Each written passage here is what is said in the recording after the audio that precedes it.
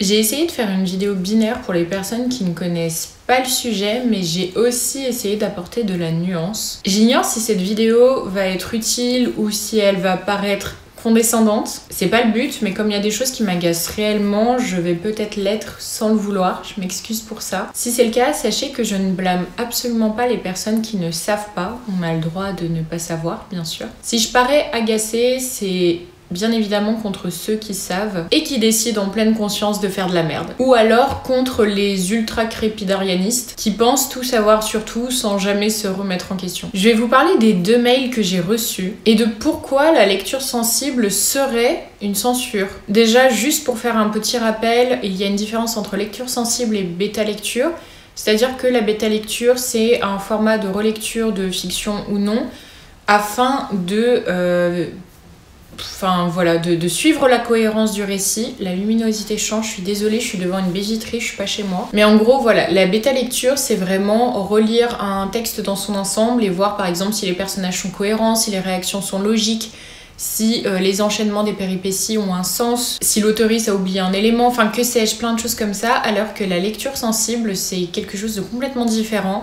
C'est faire relire par des personnes concernées des textes qui portent sur des sujets souvent liés à des oppressions systémiques. Par exemple, imaginons un auteur qui veut dénoncer le racisme et en fait, en écrivant son texte, à cause de ses biais racistes, essaye de le défendre en faisant du racisme ordinaire. En gros, une personne va pouvoir donner le ressenti qu'elle a en lisant ce texte et le préciser à l'auteur en disant « Attention, moi je trouve que dans cette phrase, ça ressemble à du racisme ce que tu fais, ou je le vis comme du racisme. » Et comme pour la bêta-lecture, l'auteur a tout à fait le droit de ne pas prendre en compte ses commentaires et de faire comme bon lui semble, mais à défaut, quelqu'un lui aura dit que peut-être ça l'a oppressé ou pas. Voilà, c'est une relecture qui est complètement différente de celle de la bêta-lecture. J'avais fait une vidéo complète Enfin, je vous la mettrai en haut de la vidéo, mais en gros, c'était une vidéo pour laquelle je présentais mes prestations, parce que je propose des prestations de lecture sensible. Et j'avais bien expliqué la différence entre bêta-lecture et lecture sensible, j'ai pas envie de vous bassiner avec des redites. Et donc, sur LinkedIn, je partage donc sur mes activités professionnelles et donc sur la lecture sensible. Et encore, je n'ai quasiment pas fait de post sur le sujet, c'est juste écrit dans l'intitulé de mon post, en gros, que je suis autrice et lectrice sensible. Et j'ai 2 gus, 2 auteurs, d'une 50aine d'années, blancs, etc., pour vous donner à peu près le contexte, qui sont écrivains et qui d'eux-mêmes m'ont envoyé des messages privés, alors que d'une, je n'avais posté aucun truc sur la lecture sensible récemment, et de 2, ils ont simplement vu l'intitulé de mon emploi et se sont sentis obligés de venir commenter dans mes DM, ce qui est déjà, on va pas se mentir, une démarche complètement lunaire, déplacé et surtout en fait vous allez voir ces mails que je vais vous lire ont un ton faussement bienveillant et relativement condescendant et je sais tout et c'est assez frustrant de voir des gens aussi obtus qui à la limite ne comprennent pas ton métier et viennent te poser des questions ou qui pensent quelque chose et sont maladroits et quand t'en discutes voilà c'est hyper intéressant parce que tu apprends des nouvelles choses à quelqu'un ou alors même quelqu'un qui n'est pas d'accord avec l'idée même de la lecture sensible ce qui est trop bizarre mais bon bref et qui vient t'en parler. Là non, c'est vraiment des mails en mode passif-agressif de oui mais... Enfin bref, je vais vous les lire. Des mecs qui veulent pseudo faire connaissance avec toi mais qui te foutent ça dans la gueule. C'est vraiment du repas de Noël gratos du vieux tonton quoi. C'est assez effarant qu'il y ait des hommes qui se permettent d'envoyer ce genre de DM en pensant qu'ils sont dans leur bon droit que de venir critiquer la profession d'une personne gratuitement, sans qu'on leur en ait parlé, sans que ça les offusque, sans que ça les concerne, même je dirais. Donc bon, je vois pas quelqu'un d'un seul coup aller humilier un plombier dans ses DM Facebook. Enfin bref, ça me dépasse complètement comme démarche, mais bon, si vous la comprenez, n'hésitez pas à me le dire en commentaire parce que vraiment je ne comprends pas. Ça fait partie des trucs sur lesquels mon cerveau n'est pas capable d'ingérer l'information. Bref, donc sur LinkedIn, mon profil est archi sobre, mais il y a des gens qui m'envoient des DM et soit pour discuter, soit parler de littérature, soit même de sujets sur lesquels on n'est pas d'accord parce que j'ai fait des posts, etc. Donc contexte, il n'y a pas de post, il y a juste l'intitulé de mon emploi sur mon profil et voilà où on en est. Je vais vous lire le premier mail que j'ai reçu. Alors le mec me dit bonjour, ça va, moi je suis auteur parce qu'ils aiment bien raconter leur vie avant parce que ça leur donne un poids de légitimité que de te prouver par A plus B qu'ils sont de grands auteurs sur Terre et du coup qu'ils ont la science infuse. Sachez que, messieurs, vous n'êtes pas plus grands auteurs qu'une personne qui a écrit un roman, ni d'ailleurs plus grand auteur qu'une autrice, par exemple, ou un autrice. Donc, bref, ce besoin d'afficher son CV avant même de commencer, pour moi, est un red flag complet, parce que tu as besoin, pour appuyer tes propos, d'assurer ton diplôme, d'assurer ta profession, enfin, d'assumer, pardon, ta profession, genre en mode...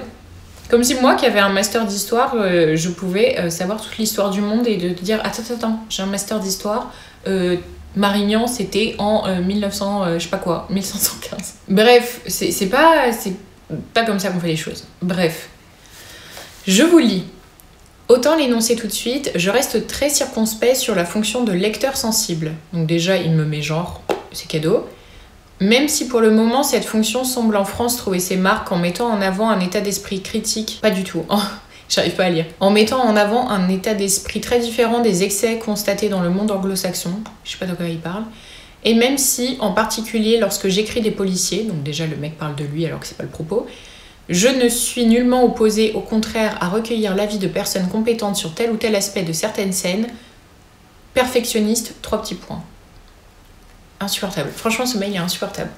Les gens, là, enfin, si cette personne passe sur cette vidéo par le plus pur des hasards, c'est un étalage d'ego qui est assez manifeste. Et tant mieux d'avoir confiance en soi, mais on n'est pas obligé d'envoyer des mails. Déjà, donc comme je l'ai dit, d'envoyer des messages à des personnes que vous ne connaissez pas pour critiquer leur métier. Mais qui plus est, en commençant par critiquer son métier, mais en parlant de soi au final. Je trouve ça trop bizarre. Bref, le conseil peut tout à fait trouver sa place dans l'écriture, car on ne peut pas être compétent sur tout. Et puis nos fonctions déterminent des positions sociales différentes qui nous obligent parfois à des opinions différentes. Soit. Cela me vaut quelques rares différends argumentés avec mes éditeurs. En général, cela s'arrange très bien. Bien plus compétents que moi en matière commerciale, mais tant que je peux, je ne tiens pas trop à recourir à des aides extérieures en raison de ma vision de ce que doit être la création. Ok, soit, encore une fois. J'espère que cela ne vous déçoit pas trop. J'avais aucune attente. Là, ça fait... Tu sais, ça fait vieille drague lourde. C'est trop bizarre. Pourquoi je serais déçue? Ton processus créatif, si tu veux pas être aidé ou accompagné par des personnes, c'est ton problème. Les retours que tu auras de tes lectrices, c'est ton problème. C'est absolument pas le mien. Je ne pense d'ailleurs pas, puisque vous vous positionnez aussi en bêta lectrice, que votre travail vous amène vers des dérives extrémistes. Pourquoi tu ne penses pas? Pourquoi tu ne penses pas? Pourquoi mon faciès te fait dire que je ne vais pas dans cette direction? Pourquoi tu penses ça de prime abord? Pourquoi même cette réflexion te vient à l'esprit? Et si tu as besoin de me le dire, en réalité, c'est parce que tu penses que je peux le faire. Enfin, hypocrisie et passif-agressif. Continuons. Mais compte tenu de... J'arrive plus à lire. Mais compte tenu de la nature de mon travail dans le domaine érotique, le nombre d'hommes qui écrivent de l'érotisme hétérosexuel pour étaler leurs fantasmes personnels, vraiment, ça me... J'entends, mais vous êtes beaucoup trop nombreux. C'est du coup un problème sociétal, cette affaire. Bref, mais compte tenu de la nature de mon travail dans le domaine érotique, déjà sulfureux par essence, vous comprendrez que je regarde d'un œil méfiant ce qui pourrait de près ou de loin ressembler à de la censure. Traduction, je ne veux pas que quelqu'un me dise que ce que j'écris est du... Voilà, ou une sexuelle ou que le consentement a été bafoué. Qu'est-ce que le genre dans lequel tu écris a un rapport... Enfin, j'arrive pas à formuler cette phrase, mais quel est le rapport avec la lecture sensible? De la lecture sensible, ça peut s'attribuer à n'importe quel genre, et je dirais même d'autant plus dans l'érotisme en fait, où il peut y avoir des trucs qui normalisent des violences qu'on a banalisées systémiquement parlant. Donc si en fait le genre que tu écris nécessite de la lecture sensible, après que toi t'en aies envie ou pas, c'est ton problème. Bref, le mot a été prononcé, le monsieur parle de censure. On pourra penser que c'est excessif, mais je préfère prévenir que guérir. Encore une fois, je n'ai pas d'attente envers toi. Que ceci ne nous empêche pas d'échanger, de dialoguer, de se nourrir mutuellement de nos publications où la culture risque de trouver une place de choix. Au plaisir, 3 petits points. Le mec veut qu'on apprenne à se connaître, mais commence par me tailler, m'accuser d'extrémiste et de parler de censure, me parler du fait qu'il écrit des polars et de l'érotisme. Le mec parle de lui, me descend, mais espère qu'on arrivera à faire connaissance. Bref, et au final, le mec n'a absolument rien compris à la lecture sensible. Mail numéro 2, donc d'un autre mec, le même profil. Parce que quand je l'ai envoyé à des copaines, tout le monde était d'accord. C'est-à-dire que tout le monde a déjà reçu ce genre de message, puisque le format est le même. Vous êtes auteur, mais vous écrivez des putains de DM qui ont tous la même trame. Vous jugez Marc Lévy qui écrit tout le temps les mêmes bouquins, mais vous écrivez les mêmes DM tous. C'est affligeant. Genre les 3 premières lignes, genre vraiment, le premier mail, je le lisais à côté de mon copain et j'étais là, oh non, ça va être ce genre de mec. Et paf, ça s'est déroulé. Il n'y a pas à être prévisible de la sorte, ça m'inquiète pour vos bouquins d'ailleurs. Bon, mail 2, donc pareil, je crois que ça commence par bonjour, j'espère que ça va, machin. Ayant remarqué votre qualité de lectrice sensible, ce n'est pas une qualité, c'est un travail, je dois toutefois vous avouer que je ne suis pas favorable à la relecture et à l'affadissement de l'œuvre des auteurs, surtout s'ils ne sont plus de ce monde. Je n'ai jamais dit que je lisais des textes post-mortem, merde, bref, après la mort. Personne n'a parlé d'affadissement, personne n'a parlé enfin, aucun rapport, encore une fois. Pour lancer un éventuel débat, donc le mec sous-entend que du coup, comme je fais de la lecture sensible, je suis un peu trop à gauche et donc fermé au débat. Et ceux d'ailleurs qui trouvent que j'extrapole mes propos, s'il vous plaît, un peu de bonne foi. On le sait. Pour lancer un éventuel débat, savoir par exemple à quel point les livres d'Enid Blyton qui ont habité ma jeunesse ont été complètement dénaturés et ont perdu à la fois une bonne partie de leur sel, de leur exotique et de leur aspect historique ne me réjouit pas du tout. D'ailleurs, je sais pas qui est Enid Blyton. Et que dire de ceux de la comtesse de Ségur, de Jack London, de Maria Cummins ou de James Curwood? La liste n'est bien sûr pas exhaustive, je suis pour l'authenticité, quitte à devoir l'expliquer, au besoin par des notes additionnelles et la mettre en perspective. Soit. Enfin, ton problème, pas le mien, encore une fois. Il y a quand même un bail où ce dont ils ont envie de parler, je m'en branle. Déjà, en fait, enfin, vous me parlez de trucs dont on n'a même pas parlé. C'est-à-dire que tu lances un débat à table sans avoir dit bonjour à la personne, presque. Enfin, je ne comprends pas. Et alors, les présupposés de ce que j'imagine dans ce genre de... Tout le temps, dans ce genre de message, on présuppose que j'imagine quelque chose. Le mec, il sait qu'il va m'agacer, mais il m'écrit pour m'agacer. Gars, c'est toi le plus casse-couille entre nous deux, en fait. De plus, l'idée de savoir que mes romans et mes textes de morceaux... Je me rappelle même pas... mes textes de morceaux... voire peut-être même mes chroniques, pourront peut-être un jour, après mon trépas de préférence, être ainsi tripatouillés par des inconnus issus d'une autre époque et très très loin de m'enchanter. Je l'assimile à un manque de respect et génère une angoisse certaine. Déjà, le mec croit qu'il est une rockstar, mais bon, bref. J'espère que nous nous retrouverons sur d'autres centres d'intérêt. Voilà, déjà, le mec, encore une fois, veut faire confiance, enfin, veut faire connaissance. Je ne comprends pas la démarche de casser les couilles à quelqu'un que tu veux apprendre à connaître. Vraiment, ça me dépasse. Bon, je m'étais mis devant la fenêtre pour que la luminosité soit jolie et que j'ai de jolis yeux, mais pas du tout. Voilà, c'est fait gris, l'algorithme ne voudra pas de moi. Donc, manque de respect, angoisse certaine... Ah oui, j'espère que nous nous retrouverons sur d'autres centres d'intérêt. Domaine de formation, je pense en particulier à la psychologie, ou engagement que vous avez cité, comme le bien-être des animaux. Blabla, les arts et la culture, l'environnement... Ah oui, voilà, oh là là, et ce besoin de s'étaler et de parler de lui. Et l'environnement, où j'ai en revanche des compétences scientifiques particulières et approfondies qui me mettent presque toujours en désaccord avec le monde politique. Drama queen. Et puis d'où tu parles politique à quelqu'un à qui tu viens de dire bonjour? Enfin vraiment. Et hélas, surtout avec ceux qui se targuent à mon avis de manière totalement abusive de vouloir symboliser sa défense, ce qui me désole. Ce domaine devrait être l'affaire de tous avec un meilleur respect des avis compétents et non confisqué de cette manière. Alors il faut savoir que même les plus grands diplômés, par exemple les médecins, n'ont pas la science infuse, même au sein des milieux où on a étudié pendant 8 ans, 10 ans. Dans le milieu de la recherche, il y a des désaccords. Donc, dans les questions environnementales, il y a des désaccords, même chez les scientifiques. Donc, monsieur, vous n'avez pas la science infuse, et non, les scientifiques n'ont pas la science infuse non plus, car il y a des choses qui relèvent de l'émotionnel, qui n'ont rien à voir avec A plus B égale C, quoi. Vraiment. Donc bref, il parle de sa vie, blablabla. J'espère que nos participations à la vie de ce site, donc LinkedIn, nous permettront de fructueux échanges, sans craindre les débats argumentés entre personnes respectueuses et bien éduquées. Nique ta mère. Vraiment, nique ta mère. L'ennui naquit un jour de l'uniformité, comme l'a souligné Antoine Oudard de la Motte dans son recueil Fables nouvelles, paru en 1719. Mon côté écologue ne peut qu'approuver et promouvoir la diversité synonyme de richesse. Donc, en plus, sympa à chaque fois, je réponds des pavés pour expliquer ma profession sans utiliser le passif agressif, parce que je pense que c'est comme ça qu'on discute, tout bonnement. Et donc, j'ai une réponse à ce beau monsieur. Voilà, j'ai pas regardé d'ailleurs si j'avais des réponses pour le premier mail. Attendez. Non, flemme. En vrai, flemme. J'ai pas envie de me coltiner un zozo parce que pareil, ils font exactement les mêmes réponses en permanence. Donc bref, mail numéro 2, j'ai tenté de lui expliquer de manière polie et gentille et voici sa réponse. Vous me soulagez beaucoup. Le début me gonfle. Vous me soulagez beaucoup en précisant votre activité de lectrice sensible. J'avoue que pour ma part, je n'aurais pas fait appel à ce genre de démarche, mais je la comprends et la respecte. Jusqu'ici, seul mon directeur de collection et mon éditeur ont eu accès avant publication à mes manuscrits. Même ma famille n'y met pas le nez. Comme beaucoup d'auteurs pour le coup. En revanche, et cela implique une certaine lenteur dans mon travail, je laisse souvent passer du temps avant de me relire, que ce soit sur une partie ou la totalité de l'ouvrage. Je suis pas mal accaparée par d'autres occupations. Cette méthode me procure une forme de recul qui me pousse souvent à réécrire des pans entiers de mes fictions, d'autant qu'entre-temps, mon cerveau a continué de travailler et me propose souvent d'autres pistes, d'autres contours, tant pour l'action que pour les personnages. Cela implique pour moi un gros investissement pour m'informer, voire me former sur des sujets précis, mais comme j'adore apprendre et découvrir, 3 petits points, chacun sa méthode. Il n'y a heureusement pas qu'une seule façon de créer. La mienne a des côtés exigeants, comme tous.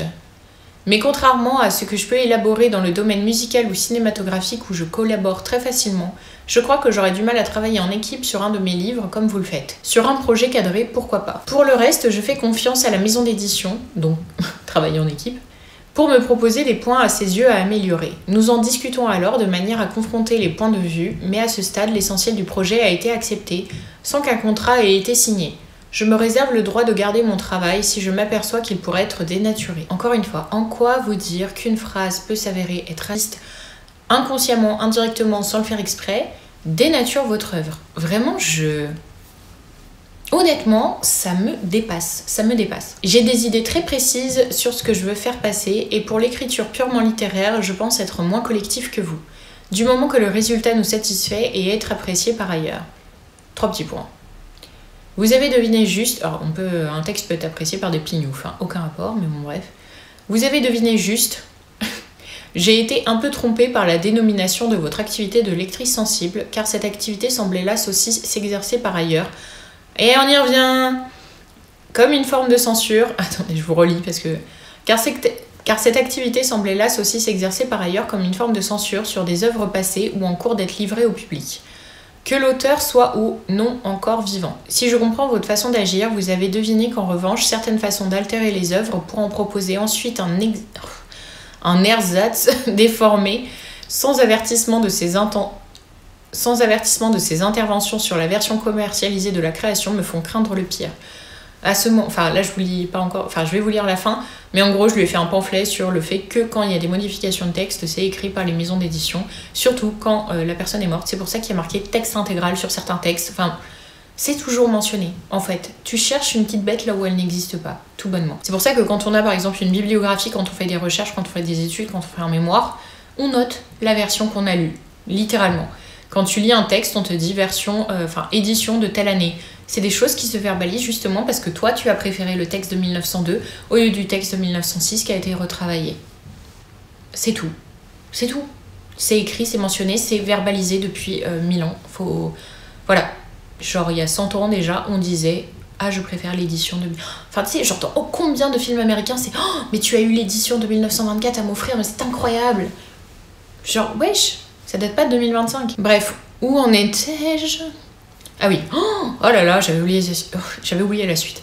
Pour moi, ces façons d'imposer aux autres son point de vue sont irrespectueuses et trompeuses. Une modification de texte, ce n'est pas dû à un point de vue. Par exemple, quand on a modifié le titre d'Agatha Christie, hurlez autant que vous voulez, il y a énormément de romans qui ont changé de texte, de titre quand on les a réédités, même des grands classiques. Au bout d'un moment, quand il y a un mot qui est oppressant et que tu as envie de garder le texte à la commercialisation, c'est pas grave de changer le titre, ça rend ouf. Si ça fait du mal à des gens, où est le problème ? Où est le problème ? Je pense qu'en 2025, on a passé l'étape où la blague, c'est un noir, un juif, un chinois qui se balade et il y en a un qui tombe à l'eau, plouf. C'est bon, en fait. Si on enlève le mot du titre d'Agatha Christie, ça vous tue où ? Genre vraiment, combien de titres ont été modifiés, que ce soit par des autoristes vivants ou des autoristes morts ? Qui s'en branle ? La famille, elle a donné son accord pour Agatha Christie. Il y a un moment donné, ça se fait pas tout seul. Détendez-vous la nouille. Irrespectueuse et trompeuse. Je n'aimerais pas... Voilà, il fait comme le premier. Les mecs sont persuadés. Enfin, quand je vous dis qu'ils disent la même chose, là, il a dit censure, comme le premier. Là, il est persuadé qu'on va lui infliger ça à ses textes, alors que le mec, c'est nobody. Bref, je n'aimerais pas avoir à les subir sans en plus avoir pu donner mon avis, et j'estime que le consommateur devrait en être informé, c'est le cas, et ne pas avoir alors à faire face qu'à un seul nom d'auteur. Ne pas avoir à faire face qu'à un seul nom d'auteur, mais qu'on y ajoute au moins une mention signalant qu'on n'a pas devant soi l'œuvre originale. C'est toujours dit. Même à l'heure actuelle, les lecteurs sensibles sont mentionnés dans les textes. Voilà. Heureusement, vous semblez orienter vos pratiques loin de ces trafics douteux. Et votre action ressemble beaucoup plus à une activité de conseil et de soutien des auteurs qu'à un essai de censure. Mais en fait, c'est le principe de la lecture sensible, putain. Ça me rend donc parce que je lui ai expliqué, il l'a compris, mais il faut quand même redire les choses parce que monsieur, ça le fâche. Alors aussi, j'ai découvert la chaîne YouTube d'une personne de Booktube qui est exécrablement hautaine et élitiste dans ses vidéos. Je ne vais pas citer le nom, parce que ça n'a aucun sens, mais je vais vous donner une de ces citations d'une vidéo maintenant qui date un peu, mais que j'ai vue là récemment, puisqu'on me l'a envoyée. N'en déplaise à certains et certaines, je suis quand même assez effarée que le plaisir de la lecture dépende de la moralité ou du politiquement correct de l'œuvre. Elle explique du coup qu'elle a été bercée par des lectures écrites par des hommes, avec des personnages hommes, etc. etc. C'est toujours pas le propos, mais bon bref, on va développer un petit peu maintenant que je vous ai exposé les phrases qui me gonflent. Donc déjà, premièrement, la bêta lecture, donc c'est une relecture, et le fait qu'on donne son avis x1000, ça c'est ok. Par contre, les lecteurs sensibles qui donnent leur avis, c'est la panique. Sachant qu'encore une fois, un lecteur sensible a soit été demandé par l'auteuriste, soit demandé par l'éditoriste. Donc tout le monde est d'accord, consentant à cette affaire. Encore une fois, à quel moment ça fait paniquer les gens du coup? Donc si on résume, vous dire que votre personnage a un comportement qui n'est pas cohérent lorsqu'on relit, c'est ok. Mais vous dire que vous écrivez un truc sexiste volontairement ou non, c'est no way. Je fais une aparté d'ailleurs, j'ai vraiment hors sujet, mais j'ai vu des gens qui chouinaient comme quoi les trigger warnings spoilaient les romans, alors que putain la communication des 3/4 des maisons d'édition se fait avec les tropes. C'est-à-dire que tu vois la couverture du bouquin et il y a écrit romance machin, deuil, bidule. Wesh, à quel moment ça te spoil moins que une page au début du texte que tu n'es pas obligé de lire où il y a marqué attention dans ce texte il va y avoir la mention du deuil, si t'as pas envie de lire ça ne lis pas ce texte. Il y a même, donc cette même youtubeuse, c'est pour ça que je pense à ça, c'est parce que je repense à cette vidéo, elle dit qu'elle a peur que ça décourage certains lecteuristes à lire leur texte. Mais en fait, à quel moment t'as envie de traumatiser davantage quelqu'un? En quoi? Enfin, y a pas de problème, une lecture peut déranger, peut bouleverser, mais la personne le lira quand elle se sentira pleinement apte et disponible émotionnellement pour lire ce texte. En fait, ça fait juste partie des règles du consentement. C'est un truc de dingue. Et si un lecteuriste se sent offusqué, voire infantilisé en lisant la liste des trigger warnings, donc pour les personnes qui savent pas, c'est une liste au début des textes de « Attention, ce texte contient des mentions de mort, de violence psychologique, d'andiphobie, de choses comme ça, pour les personnes qui n'ont pas envie de lire ça, comme ça les personnes ne s'arrêtent pas sur ce texte, quoi. Parce que ça peut leur provoquer des réactions à vif, violentes.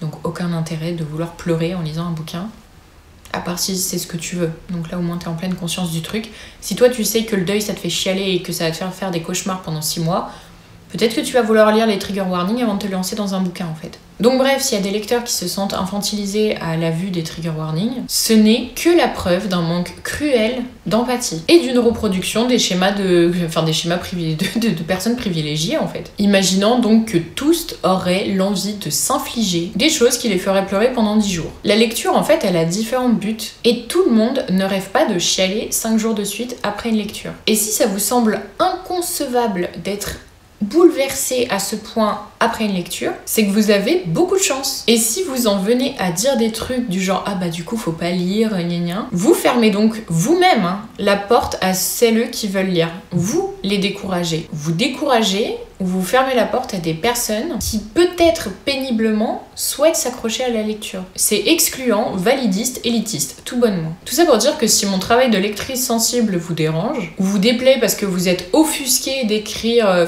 vous êtes offusqué de ne pas pouvoir écrire yeux en amande parce que ça va blesser des personnes, eh bien, posez-vous les bonnes questions sur votre empathie, vraiment. Je vais prendre un exemple archi violent, parce qu'il parle souvent aux francophones, puisqu'on nous bassine les oreilles avec. Vous comprenez bien que ce serait vraiment de mauvais goût d'habiller votre personnage de fiction avec une étoile jaune sur la poitrine, en disant « Ah ouais, mais c'est un nouveau style » ou « Ah ouais, c'est son style à elle », enfin... Vous comprenez bien que ce serait gênant, que ce serait de mauvais goût, voire blessant pour certaines personnes. Vous comprenez donc qu'il y a d'autres symboles qui relèvent du colonialisme et autres termes ismes et phobes dans le monde que vous ne connaissez peut-être pas. Enfin, non, je vais essayer. En vrai, j'avais dit que j'essaierais de pas m'énerver ni d'être condescendante, et là je le suis, donc je suis désolée, je vais m'apaiser. Donc maintenant, vous comprenez bien qu'après des siècles de violence systémique, eh bien oui, il y a des personnes qui ne supportent plus d'être stigmatisées. Et là, je parle presque d'un point de vue individuel, hein. Mais alors sociétalement, banaliser la souffrance des autres par les clichés et la stigmatisation, c'est une forme d'oppression. Alors vous rencontrerez tout le temps vous rencontrerez toujours une personne qui vous dira « Oui, mais moi j'ai un ami noir », mais il s'en fiche. Et alors ? Donc une personne s'en fiche, voire peut-être la majorité, hein. Mais du coup, ça veut dire que ça vaut le coup de blesser des gens. Volontairement, du coup. Parce qu'on peut écrire des phrases maladroites involontairement, mais quand on te souligne que c'est violent pour certaines personnes, que tu le laisses, c'est volontaire. On est d'accord là-dessus. Enfin, depuis quand il y a une classification de la douleur, en fait ? Genre, je vais parler de quelque chose qui me concerne. Donc là, je mets un trigger warning sur le viol, je vous mets le timer si vous avez envie d'aller voir après. Par exemple, j'ai beaucoup plus de mal à apprendre qu'une personne s'est fait violer que de penser à mon propre viol. Moi, ça, c'est mon fonctionnement. Pourquoi ? Parce que quand c'est systémique, eh bien, on voit que la grande majorité, des gens qui se font violer par un proche, eh bien, je me dis que ça s'arrêtera jamais, et ça me renvoie à une violence globale qui est beaucoup plus effrayante que mes cauchemars. Donc certains vont le dénoncer dans leur texte, mais moi je veux pas lire ça. Sinon en fait je repars en dépression et c'est factuel. Ça m'est déjà arrivé. Donc moi je lis les trigger warnings et j'en ai besoin. De toute façon les textes pour dénoncer la normalisation du viol, j'en ai pas vraiment besoin, hein, je suis au courant. Je veux dire chambouler quelqu'un d'autre avec cette réalité. Car si on revient sur le sujet des trigger warnings, les textes doivent ou peuvent chambouler les personnes qui ne sont pas concernées en fait. Pas enfoncer les personnes qui le sont déjà. Ça serait pas mal. Donc bref, il y a des textes qui existent pour dénoncer le viol. Là-dessus, on est d'accord. Et il y a des textes qui vont... il y a des autoristes en voulant dénoncer qui vont propager des clichés. Par exemple, un des plus gros clichés, c'est que les viols ont souvent lieu dans la rue. Qu'il faut donc avoir peur de l'insécurité, bref, etc. De 1, c'est faux. 90% des victimes connaissent leur violeur. Si vous allez sur les sites .gouv.fr, les chiffres sont là, en fait. C'est pas moi qui... Bref. C'est là-bas, sur les sites officiels nationaux du gouvernement. Et 2, vu que l'art est politique, il y a donc plusieurs options. Soit vous propagez volontairement des idées fascistes, racistes, fausses, soit vous propagez involontairement des idées qui vont renforcer celles du fascisme, et ceux qui croient en leurs conneries. Et parfois, vous voulez écrire un perso qui dit de la merde. Et c'est possible d'oublier de contrebalancer, par exemple. Ou vous allez vouloir défendre un truc, par exemple, le fait que les femmes ont peur du viol car il est partout. Ok. Et vous ajoutez, surtout dans la rue. 1, soit vous y croyez, et vous ne connaissez pas les stats, et la personne qui fait de la lecture sensible va vous le souligner, et tant mieux, et vous comprenez, etc. Bref. Soit vous les connaissez, les stats, et vous avez écrit la phrase sans faire gaffe, ou parce qu'on l'a tellement répété que vous l'avez normalisé sans même vous en rendre compte, et là, la personne qui fait la lecture sensible va vous le souligner aussi. Après, encore une fois, les personnes qui font de la lecture sensible ne savent pas tout. Il est possible de aussi laisser passer des trucs, notamment sans faire gaffe, parce que chaque personne est le témoin de la société dans laquelle il vit, et donc acteur de notre génération, et soumis à ses influences, c'est normal. Mais si vous souhaitez aussi montrer que vous êtes acteur de notre temps, vous pouvez aussi laisser cette phrase, mais en la dénonçant, par exemple. Je pense que vous êtes artistiquement assez inspiré pour ça. Après, c'est un sujet complexe qui ne l'est pas tant, finalement. Vous pouvez, par exemple, faire appel à un lecteur sensible au sujet d'un texte dont vous maîtrisez pas le sujet. Parce que vous parlez d'une expérience qui vous concerne, mais votre cas n'est pas une généralité. Parce que vous voulez vous faire relire en intégralité parce que ça vous rassure. Par exemple, on a fait appel à moi pour la question du deuil. Et quand j'en ai parlé sur les réseaux, on m'a bizarrement pas fait de remarques sur le fait que je politisais trop le deuil. Alors que beaucoup dépolitisent le deuil, enfin bref. Lisez le livre de Yuna Visantin. Elle parle du deuil dedans, c'est vraiment chouette. J'ai appris beaucoup de choses. Et surtout, en fait, vous avez tout à fait le droit de ne pas faire appel à des lecteuristes sensibles. Et oui, vous serez témoin de votre temps, de votre époque. Mais pas mieux que ceux qui font appel à des lecteuristes sensibles. Parce que les combats contre les oppressions font aussi partie de notre époque. Et d'ailleurs, en plus, il est toujours indiqué dans les livres quand il y a quand on fait appel à un lecteur sensible, déjà parce que les maisons d'édition souhaitent soit s'en vanter, soit justement en sont fiers, soit ça permet de nommer les personnes dont c'est le travail tout bonnement. Par contre, si vous ne faites pas appel à des lecteuristes sensibles, vous ne pouvez pas vous étonner qu'on vous traite de raciste si vous l'êtes. Ou alors qu'on souligne que vos propos sont racistes. Évidemment, vous pouvez aussi ne pas le savoir et vous en excuser. Mais si vous êtes campé sur vos positions, que plusieurs vous soulignent que ce que vous écrivez est d'une violence sans nom, et que vous vous en foutez, bon, bref. C'est pas parce qu'on écrivait quelque chose en 1980, et que certains l'écrivent encore, ou que vous le trouviez dans les classiques qu'on vous a fait lire à l'école, que ce n'est pas raciste. Je parle du racisme, mais c'est valable avec tous les autres ismes et phobes, encore une fois. En tout cas, c'est votre choix que d'écrire des textes dont les propos sont racistes, sexistes, islamophobes, handiphobes, élitistes, queerphobes, etc. Par contre, ça n'est pas légal. Et d'ailleurs, très souvent écrit dans votre contrat d'édition. Ou alors, votre maison d'édition n'est pas dans la légalité. Et d'ailleurs, la loi en question, enfin, en gros, c'est l'article 132-76 du Code pénal. Dans les cas prévus par la loi, les peines encourues pour un crime ou un délit sont aggravées lorsque l'infraction est commise à raison de l'appartenance ou de la non-appartenance vraie ou supposée de la victime à une ethnie, une nation, une race ou une religion déterminée. Donc le racisme, par exemple, n'est pas légal. Point. Je redeviens condescendante, pardon. Bref, vous qui aimez tant, donc je disais l'institution française, la liberté d'expression et tous les droits qu'on a dans ce pays, apprenez à respecter la loi avant d'hurler au droit français de la liberté d'expression. Sinon vous ne faites appel qu'à ce qui vous arrange. Et encore une fois, si vous écrivez un texte qui est raciste, islamophobe, queerphobe, handiphobe, élitiste, c'est normal que votre ego soit touché quand on vous le souligne. Mais peut-être que la culpabilité serait plus juste. Enfin, je sais pas. En tout cas, l'empathie et la compassion ne feraient pas de vous des personnes aigries et persuadées qu'on les censure. Enfin... Bref, les personnes bienveillantes, je suis pas sûre qu'elles ressentent ça. Genre, si la seule oppression que vous vivez, c'est de ne pas pouvoir écrire des textes transphobes, c'est genre que vous avez aucune idée de ce qu'est une oppression. Et si vous en vivez d'autres, et que vous êtes offusqué à l'idée que l'on souligne que ce que vous avez écrit est le reflet d'une oppression, c'est que vous n'avez donc aucune empathie et là je peux plus rien pour vous. En fait, l'écriture est politique. Et vouloir une écriture anticoloniale, anti-sexiste, anti-islamophobie, anti-queerphobie, non handiphobe, en fait c'est pas une chimère ou un truc lunaire. Par contre, hurler au scandale qu'on ne puisse pas faire l'inverse, mais ça relève soit de la haine, soit de la méconnaissance. Et encore une fois, on a le droit de pas savoir. Je ne jugerai jamais les gens qui ne savent pas. Mais si on vous le souligne, peut-être avec virulence. D'ailleurs, je repense aux gens qui valorisent le fait que les textes doivent pouvoir vous bousculer, parfois avec violence. Enfin bref, vous êtes plein de contradictions. Bref, je disais...